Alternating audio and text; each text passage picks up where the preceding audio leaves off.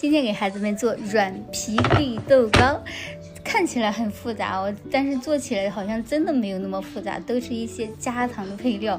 你看这个绿豆的话，它都是那种有颗粒感的，超好吃。提前一晚上就泡的绿豆啊，给它泡的这种脱皮的状态，但是我今天泡的好像真的不咋地，直接煮饭键给它煮熟了。我是没有奶粉，加了2盒的牛奶，中间呢我还没有煮透，我中间又加了一次水，最终呢就给它煮成这种一黏糯糯的这种感觉。把屏幕上的配比啊都给它放在这个炒锅里，给它炒，边压边炒。如果说豆子太干了，也可以适量的加一点点的清水，把火转小再来炒，最后就是这种抱团的状态。放一边凉一会儿，这边呢我们来准备面团部分。面团部分也是很简单的，这边230克的面粉啊，可以做30到35个绿豆饼。具体的配比呢，还都给大家打在屏幕上啊。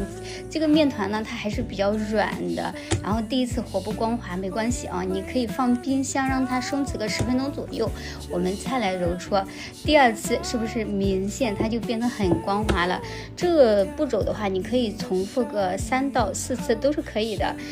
不需要它揉出那种手套膜，像这样基本就可以了啊。我们再来把绿豆呢，我们也是给它分成30个小剂子，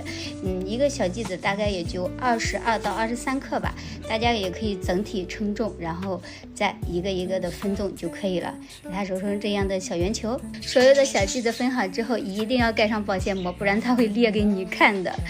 这个面团啊，还是这个面团啊，我们简单的揉搓一下，给它分成30个均匀的小剂子。一个小剂子呢，我的是13.5，可能会有一些误差，大家可以参考一下。像这样往里面对折，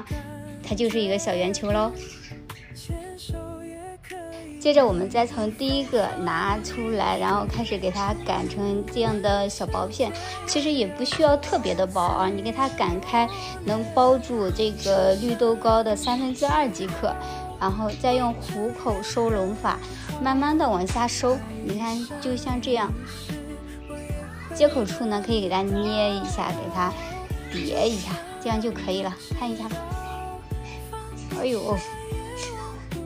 还是一样的哦，包好之后一定要盖保鲜膜，不然它会裂给你看。我是直接用另一个烤盘这样使劲压一下，这样的平整度还是比较均匀的，再喷上一层的清水，也是防止它裂开。烤箱的话，我们是提前预热好的啊，上火170度，下火180度，给它烤个15分钟左右。最后的1-2分钟你可以观察着点，这样就出炉喽。最近我是看我们家那个小老二老是在楼下那个小超市买那个绿豆糕，配料表也是乱七八糟的，所以不放心就自己做，好吃好吃，真的很好吃，快去试试吧。